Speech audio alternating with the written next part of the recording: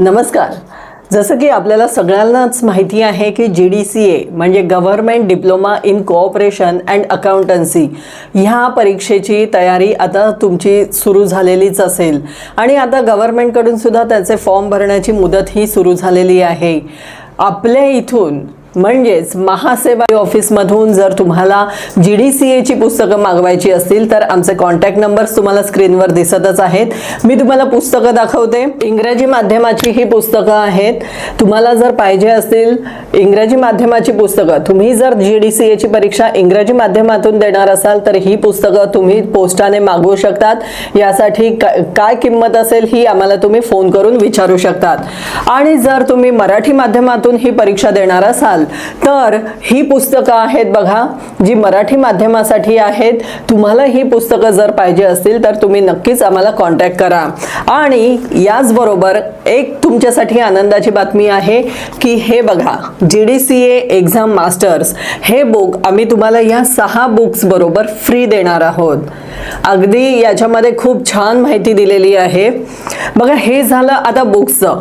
आता पुढची गोष्ट अशी आहे की आमच्याकडे व्हिडिओ स्वरूपात आम्ही लेक्चर दिलेले आहेत. ते लेक्चर सुद्धा तुम्हाला जर पाहिजे असतील तर तुम्ही आम्हाला कॉन्टॅक्ट करा.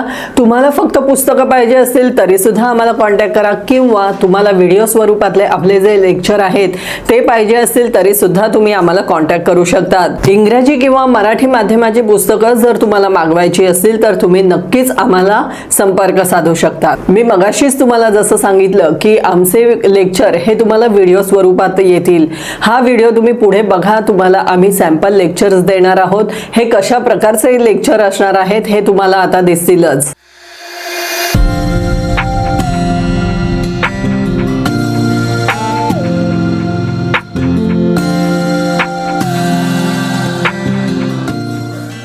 What are the characteristics of cooperative housing?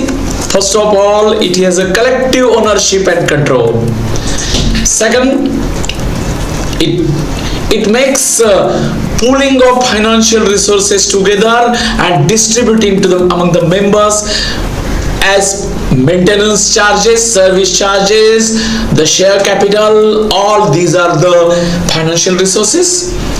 There is a third important characteristic, screening and selection of residents.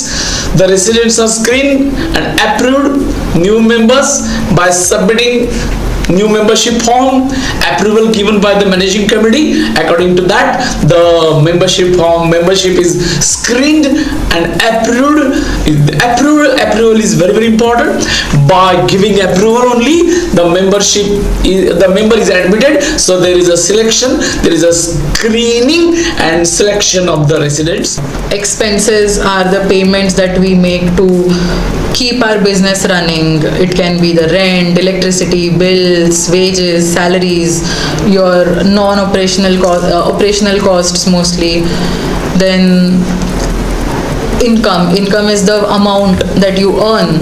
It can be because of the business that you are doing. It can be from the investments that you have made, like they have said, interest earned, commission received, rent collected, etc.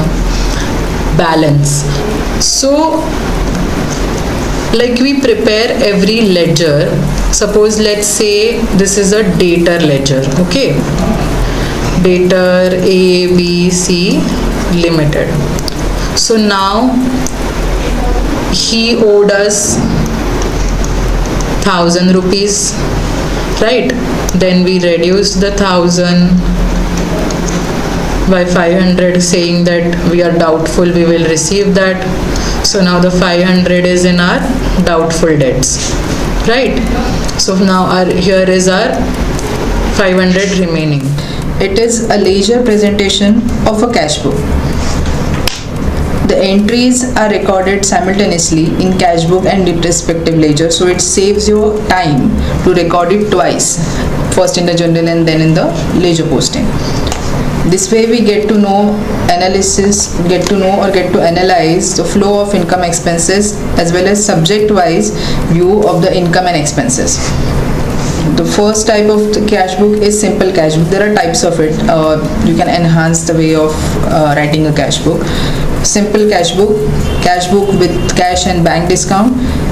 and cash book with cash, bank and discount column. So we'll start with journal first. In the process of accounting, every business transaction is first recorded in journal in chronological order, that is date wise. This system and way-wise entry of transaction ensures that all financial activities are captured accurately and in detail.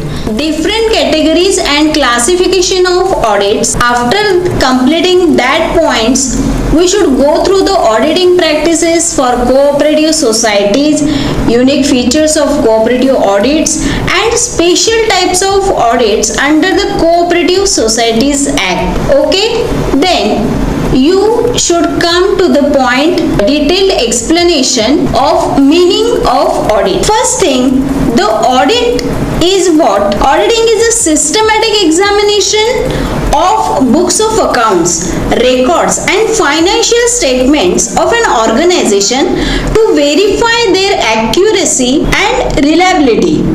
In simple terms, auditing means checking the accounts to ensure they show true and fair view of the organization's financial position.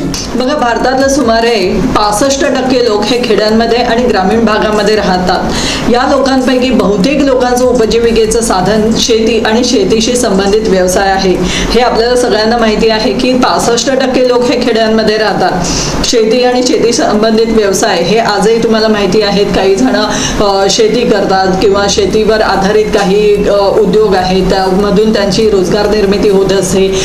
तिथे काही चांगले रस्ते आहे, स्वच्छ पिण्याचं पाणी आहे, पिकांसाठी सिंचन आहे, वीज पुरवठा, दूरध्वनी सुविधा, तर बाजारपेठ या सगळ्या सोयी निर्माण करणं हे बहुतेक जे ग्रामीण भागामध्ये राहणारे जे व्यक्ती आहेत किंवा जे लोक ग्रामीण भागामध्ये राहतात, तर हे त्यांचं उपजीविकेचं साधन आपण म्हणू शकतो.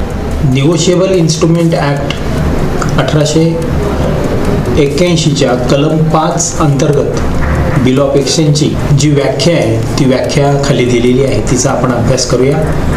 बिल ऑफ एक्सचेंज म्हणजे लिखित स्वरूपातील एक साधन ज्यामध्ये कोणत्याही अटीशिवाय आदेश दिलेला असतो की जो तयार करणाऱ्या स्वाक्षरी केलेला असतो, ज्यामध्ये एक विशिष्ट व्यक्तीस निर्देश दिलेले असतात की त्याने ठराविक रकमेची देयके ठराविक व्यक्तीस त्या व्यक्तीच्या आदेशाने किंवा दस्तऐवज धारकास ती अदा करावी, अशा प्रकारचा एक आदेश असतो. जे ऐतिहासिकदृष्ट्या शेतकऱ्यांना एकत्र आणून सिंचनासाठी आणि पाणी व्यवस्थापनासाठी काम करते. या पद्धतीत शेतकरी आपापसात सहकार्याने काम करतात, ज्यामुळे जमिनीला सिंचनासाठी पाणी उपलब्ध होते. जसे की कोल्हापूर जिल्ह्यातील शेंदवण ते बेटावत या सहकारी तत्वावर आधारित सिंचन व्यवस्था, या प्रणालीचा मुख्य उद्दिष्ट मर्यादित संसाधनाचा वापर करून सर्वांना सिंचनाचा फायदा पोचणे व तो तिथपर्यंत पोचतो की नाही याचे लक्ष देणे आणि त्याप्रमाणे ते करणे. आता हेच तुम्ही सॅम्पल व्हिडिओ बघितलेलेच असतील. जसं की मी तुम्हाला मगाशी सांगितलं की आता ऑनलाईन पोर्टलवर सुद्धा फॉर्म भरण्याची तारीख ही सुरू झालेली आहे. त्यामुळे तुम्ही लवकरात लवकर GDCAचे फॉर्म भरा आणि तुम्हाला हा फॉर्म भरताना जर काही अडचणी येत असतील तर तुम्ही आम्हाला कॉन्टॅक्ट करू शकतात. आमचे नंबर्स तुम्हाला स्क्रीनवर येतच आहेत. आपण दादरला आपले पर्सनल कॉन्टॅक्ट प्रोग्राम घेणार आहोत, म्हणजेच ज्याला आपण फेस टू फेस मीटिंग म्हणतो. या फेस टू फेस मीटिंगमध्ये काय असणार आहे बघा, आपल्या फॅकल्टीज तिथे असणार आहेत. त्या फॅकल्टीजला तुम्ही तुमचे डाऊट विचारू शकता, तुमचे डाऊट क्लिअर करू शकतात. त्याचबरोबर आपल्या ह्या फॅकल्टीज आहेत त्या तुम्हाला तुमचे डाऊट तर क्लिअर करणारच आहेत, त्याचबरोबर तुम्हाला ते मार्गदर्शन करतील की हे पेपर कसे असणार आहेत, तुमचं पेपर प्रेझेंटेशन कसं असलं पाहिजे. आणि त्याचबरोबर आपण 3 मॉक टेस्ट घेणार आहोत, ज्या तुम्हाला प्रत्यक्ष येऊन लिहायच्या आहेत, कारण त्यामुळे तुमची प्रॅक्टिस अजून वाढणार आहे आणि त्या आन्सर शीट आम्ही तुम्हाला चेक करून सुद्धा देणार आहोत, जेणेकरून तुमची JDCAची जी परीक्षेची तयारी आहे ती खूप चांगली होणार आहे आणि तुम्ही भरघोस मार्कांनी पास होणार आहात. तेव्हा अजिबात वेळ न घालवता आजच आमच्या या कोर्सला तुम्ही ॲडमिशन घेऊ शकतात. आम्हाला कॉन्टॅक्ट करा. कुठलीही अडचण असली तरी सुद्धा आम्हाला कॉन्टॅक्ट करा. धन्यवाद.